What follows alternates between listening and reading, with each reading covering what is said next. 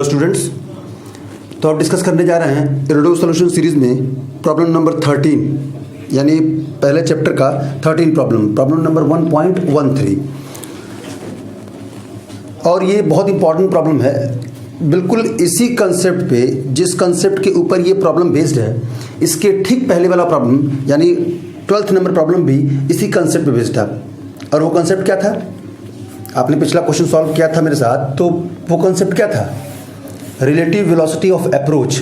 और ये बहुत इंपॉर्टेंट इसलिए भी है क्योंकि मोशन इन 2 डायमेंशन में आगे जब आप river swimmer problem, boat river problem solve करेंगे तो उसमें भी ये कंसेप्ट बहुत ज़्यादा यूज़ होता है। तो इस पर बेस्ड अगला क्वेश्चन है अपना, और ये क्वेश्चन बहुत फेमस क्वेश्चन है। एक्चुअली ये क्वेश्चन लगभग हर बुक में आपको मिल जाएगा। कुत्ते बिल्ली और चूहा बिल्ली ऐसे नाम से इंटरेस्टिंग बनाने के लिए कई सारे बुक्स में दिया हुआ है। अब इस प्रॉब्लम को मैं पढ़ देता हूँ। पॉइंट ए, इसमें पॉइंट्स के नाम से दिया हुआ है। Point A moves uniformly with velocity V. एक पॉइंट है जो यूनिफॉर्मली वी वेलोसिटी से मूव कर रहा है, so that the vector V is continuously aimed at point B which in its turn moves rectilinearly and uniformly with velocity u which is less than v. At the initial moment of time, v is perpendicular to u and the points are separated by distance l. How soon will the point converge? वही है, कितने देर में dog catch कर लेगा cat को, कुत्ता पकड़ लेगा बिल्ली को। और मैं क्वेश्चन एक्सप्लेन कर देता हूँ एक बार आपको। यहाँ पे मान लो एक पॉइंट है और एक पॉइंट यहाँ है। मान लो ये पॉइंट ए है और ये पॉइंट बी है।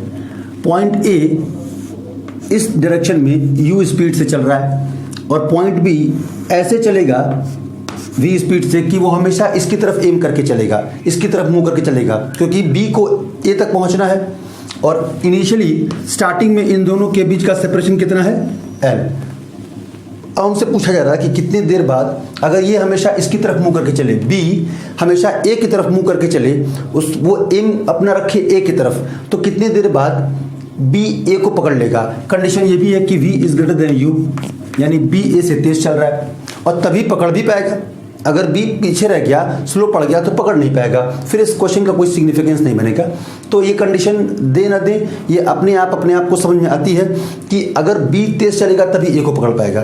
अब यहाँ से जैसे ही a आगे बढ़ेगा, मान लो t = 0 की कंडीशन ये है, जैसे ही a आगे बढ़ेगा b को अपना डायरेक्शन चेंज करना होगा।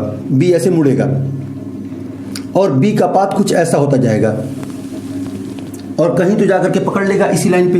कंडीशन है कि a रेक्टिलिनियरली यानी कि straight line motion, straight line पर u स्पीड से चलेगा, वो अपना डायरेक्शन चेंज नहीं करेगा।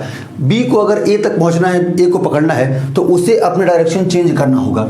तो कहीं मान लो t टाइम पे a यहां पहुंच गया जो u स्पीड से आगे चल रहा था, और b उसकी तरफ एम करके चल रहा था, तो b मान लो कहीं यहां पे है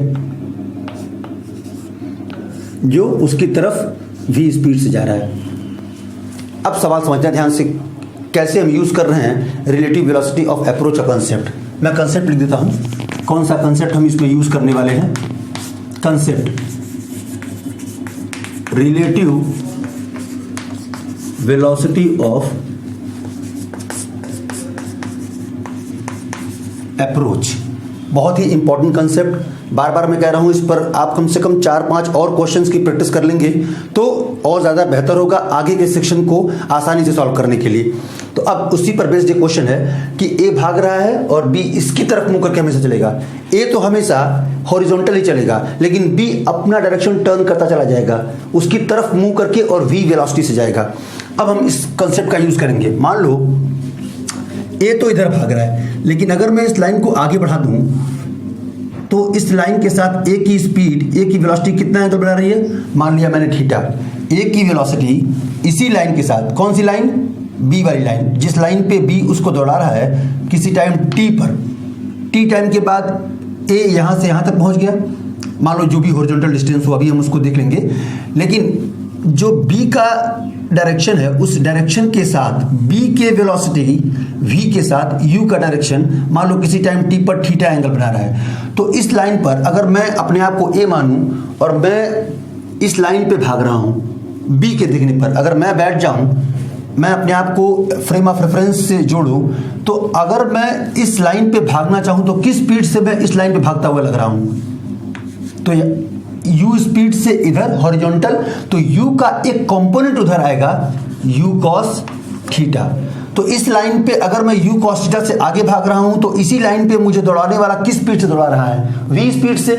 तो अगर मैं रिलेटिव वेलोसिटी लिखूं तो यहां लिखा जाएगा relative velocity is equal to v minus u cos theta. ये हो गई रिलेटिव वेलोसिटी।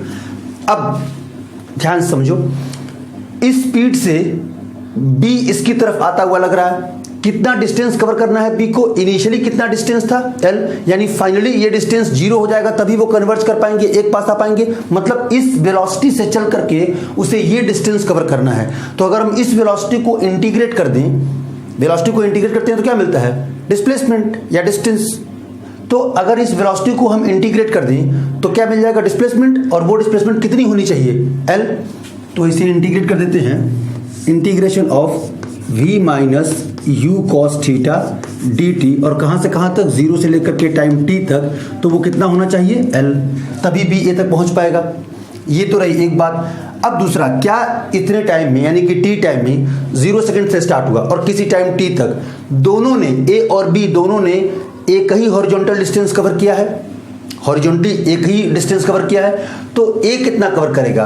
तो t टाइम में a कवर करेगा ut। भाई u से चल रहा है, t टाइम में कितना कवर करेगा? Velocity into time. b कितना कवर करेगा? तो b तो हॉरिजॉन्टल चल ही नहीं रहा, b तो तिरछा चल रहा है। तो एक काम कर लेते हैं, इसी लाइन को थोड़ा सा और आगे बढ़ा लेते हैं। अगर ये थीटा है तो ये भी थीटा है। तो अब ध्यान से देखो, तो b का एक हॉरिजॉन्टल कंपोनेंट मिल गया, b के वेलोसिटी v का एक हॉरिजॉन्टल कंपोनेंट मिल गया। कितना हो गया वो? v cos theta. यानी b, पार्टिकल b हॉरिजॉन्टल में किस स्पीड से भागता हुआ लग रहा है? v से या v cos थीटा से? So answer is v cos theta. अगर b v cos थीटा से हॉरिजॉन्टल में शिफ्ट हो रहा है, ड्रिफ्ट हो रहा है, तो t टाइम में कितना पहुंच जाएगा? तो t टाइम में 0 to t v cos theta ut, तभी तो पकड़ पाएगा। जितना b चलेगा हॉरिजॉन्टल में उतना ही अगर a चले, दोनों अगर एक ही डिस्टेंस कवर करें तभी तो b a तक पहुंच पाएगा। यही तो कंडीशन है कि वो दोनों कन्वर्ज होने चाहिए, b a तक पहुंचना चाहिए। और हमें निकालना है कि कितने टाइम के बाद b a तक पकड़ पाएगा, b a को पकड़ पाएगा। सो अब हमने क्या कर लिया कि जितना हॉरिजॉन्टल में b चला, ये b द्वारा जो ट्रेवल किया हुआ डिस्प्लेसमेंट है वो है, उतना ही a चलेगा। और a कितना चलेगा? ut। b कितना चलेगा? तो b हॉरिजॉन्टल में किस, यहां dt भी है, b हॉरिजॉन्टल में किस वेलोसिटी से भाग रहा है? v cos theta.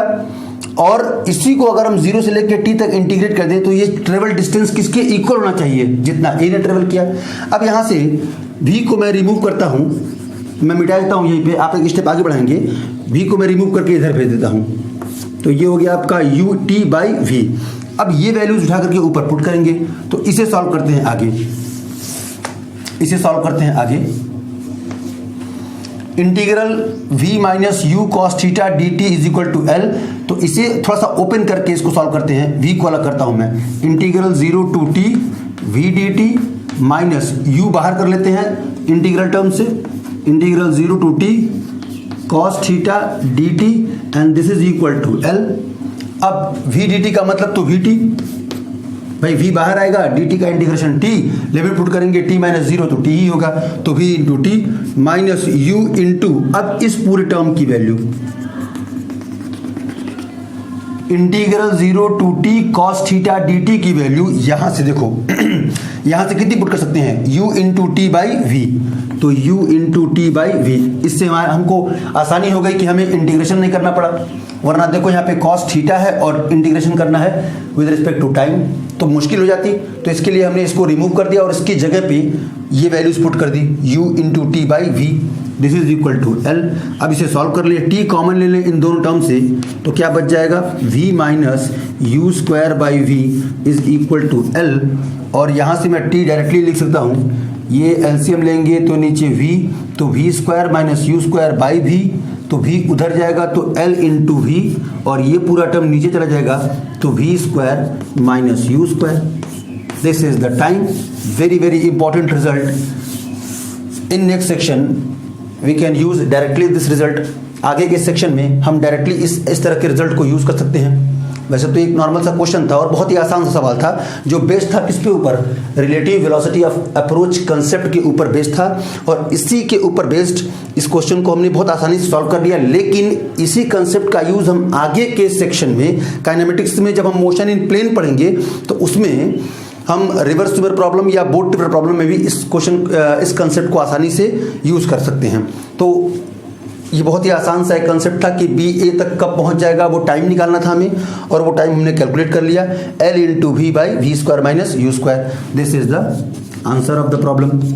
तो अब नेक्स्ट वीडियो में मिलेंगे और अगला प्रॉब्लम नंबर 14 सॉल्व करेंगे.